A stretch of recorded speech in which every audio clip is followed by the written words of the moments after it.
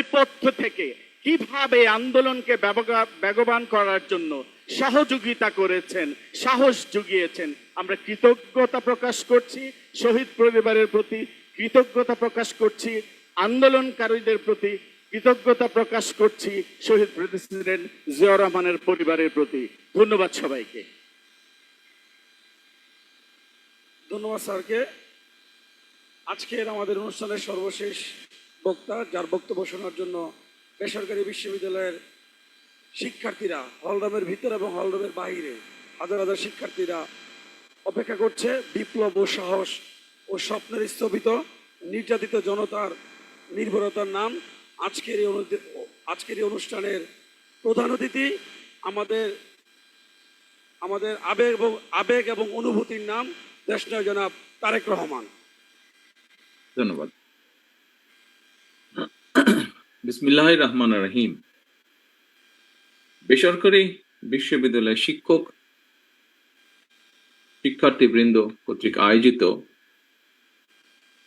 2024 সালের July August গণ অভ্যুত্থানে বেসরকারি বিশ্ববিদ্যালয়ের শিক্ষার্থী এবং শিক্ষকদের অবদান শীর্ষক আজকের এই আলোচনা সভার সম্মানিত সভাপতি ডক্টর তৌফিকুল ইসলাম, উপস্থিত শহীদ পরিবারের সম্মানিত স্বজন প্রিয়জন, মঞ্চে উপস্থিত মহাসচিব বাংলাদেশ জাতীয়তাবাদী দল মির্জা ফখরুল ইসলাম আলমগীর, উপস্থিত স্থায়ী কমিটির সদস্যবৃন্দ, উপস্থিত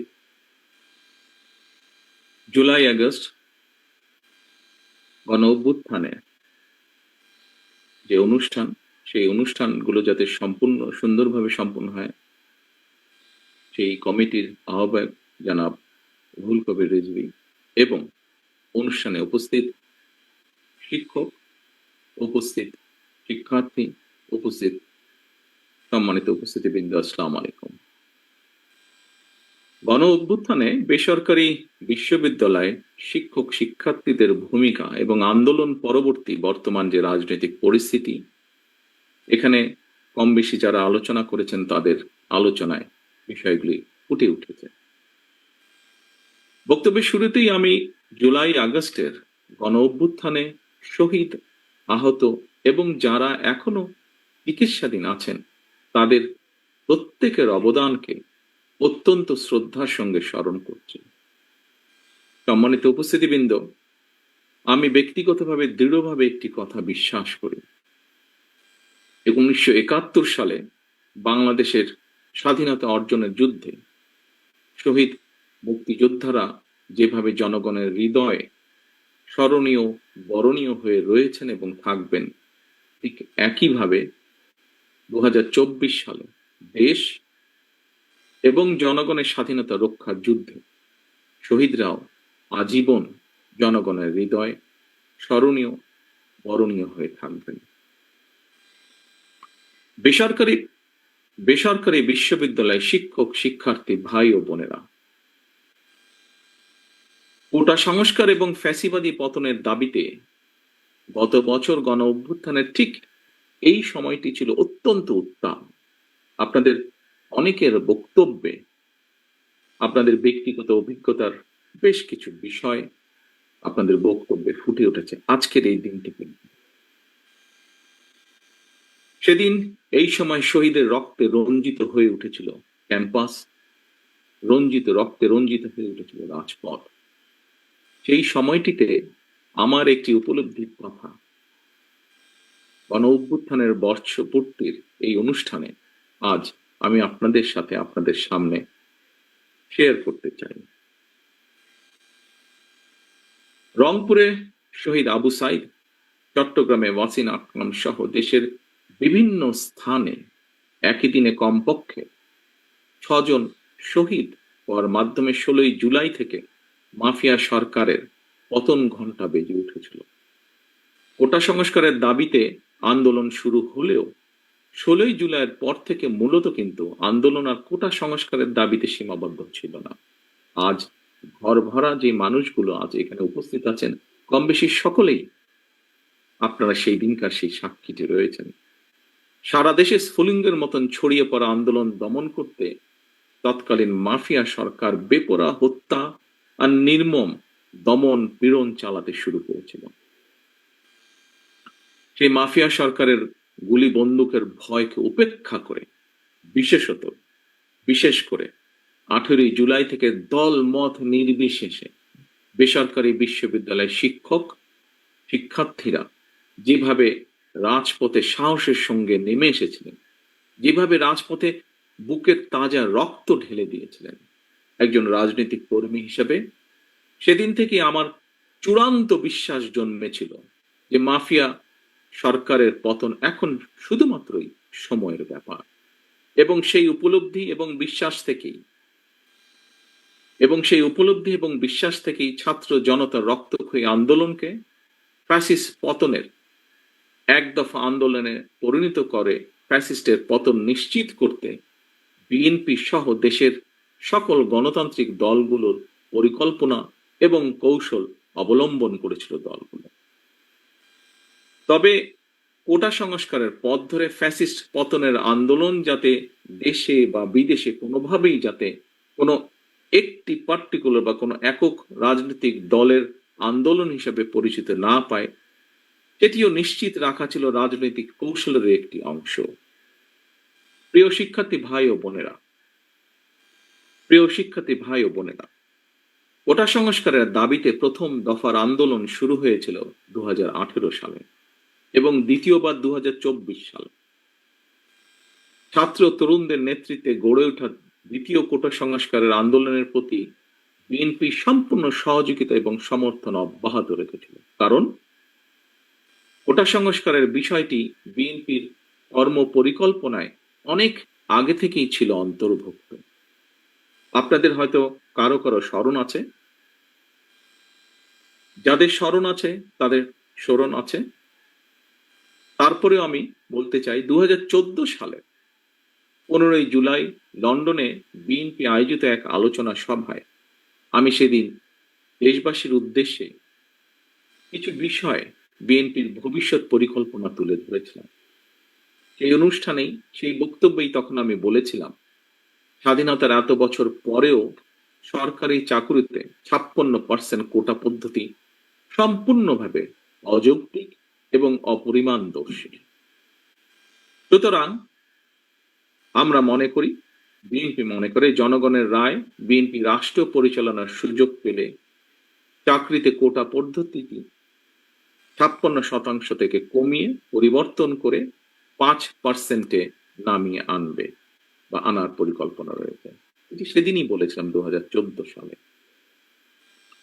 পরবর্তীতে আমরা দেখেছি ফ্যাসিস্ট বিরোধী আন্দোলন চলাকালেই কোটা সংস্কারের দাবিতে 2018 সালে শিক্ষার্থীরা রাজপথে নেমে আসেন এবং শেষ পর্যন্ত কোটা সংস্কার আন্দোলনের পথ ধরে হাজারো শহীদের মৃত্যুর সিঁড়ি বেয়ে দীর্ঘ 1.5 দশকেরও বেশি সময় ধরে চলা ফ্যাসিবাদ বিরোধী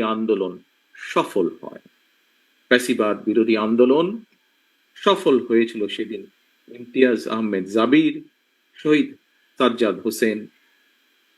হোসেন সজল, মীর মাহফুজ রহমান মুগ্ধ সহ আরো বহু প্রায় 2000 শহীদের আত্মদানের মাধ্যমে।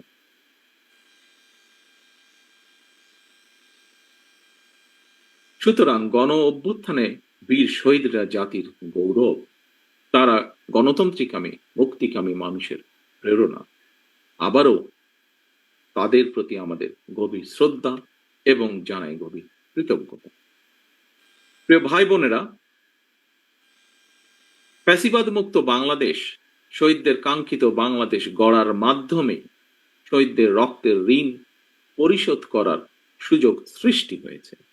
একটি ইনসাফ এবং ন্যায়ভিত্তিক এবং তাবেদার মুক্ত গণতান্ত্রিক মানবিক বাংলাদেশ গড়ার মাধ্যমে আজ আমরা শহীদদের প্রতি সত্যিকারভাবে সম্মান এবং শ্রদ্ধা জানাতে পারি, যা কিনা একজন শহীদের বাবার বক্তব্যের মাধ্যমে ফুটে উঠেছে পরিষ্কারভাবে আমাদের সকলের সামনে।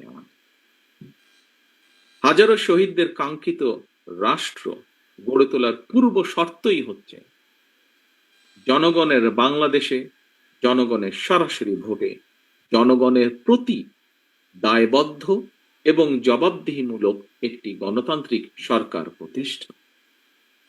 জনগণের সরকার প্রতিষ্ঠা করতে হলে দেশে এমন একটি গণতান্ত্রিক নিরাপদ নির্বাচনী ব্যবস্থা থাকা জরুরি, যেখানে প্রতিটি ভোটার নির্ভয়ে নিশ্চিন্তে নিজেদের পছন্দের প্রার্থীকে নির্বাচিত করে জনগণের সরকার প্রতিষ্ঠা করতে পারে। বাংলাদেশে ফ্যাসিবাদের কাঠামো সম্পূর্ণরূপে ভেঙে দিতে হলে নির্বাচনের মাধ্যমে জনগণের রাজনৈতিক অধিকার প্রতিষ্ঠা, প্রয়োগ এবং চর্চার কোনোই বিকল্প নেই। এই কথাটিও একজন শহীদের গার্জেনের মুখ থেকে আজ আমরা শুনেছি। হয়তো তারা তাদের ভাষায় বলেছেন, রাজনৈতিক ভাষায় বলেননি, কিন্তু তাদের ভাষার মাধ্যমেও এটি আমরা আজকে শুনেছি। প্রিয় উপস্থিতিবৃন্দ, রাষ্ট্রীয় ক্ষমতা, রাষ্ট্রের অপব্যবহার কিংবা প্রশাসনিক কূটকৌশলের পরিবর্তে কারো রাজনৈতিক অভিলাষ পূরণের প্রধান মাধ্যম হওয়া দরকার জনগণের রায়, জনগণের আস্থা এবং বিশ্বাস। আমি আমার বিভিন্ন বক্তব্যে বারবার একটি কথা বলি, এবং সেটি হলো, দেশে জনগণের রাজনৈতিক ক্ষমতায়ন নিশ্চিত করা না গেলে আমাদের কোনো আয়োজনই শেষ পর্যন্ত কিন্তু কোনো কাজে আসবে না, টেকসই হবে না।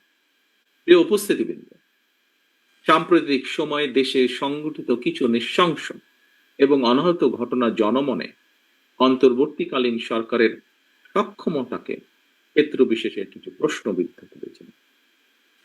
তবে অন্তর্বর্তীকালীন সরকারের কোনো একটি অংশের সহায়তায় কেউ কেউ কি দেশে উদ্দেশ্যমূলক পরিস্থিতি তৈরি করতে চাইছে কি না,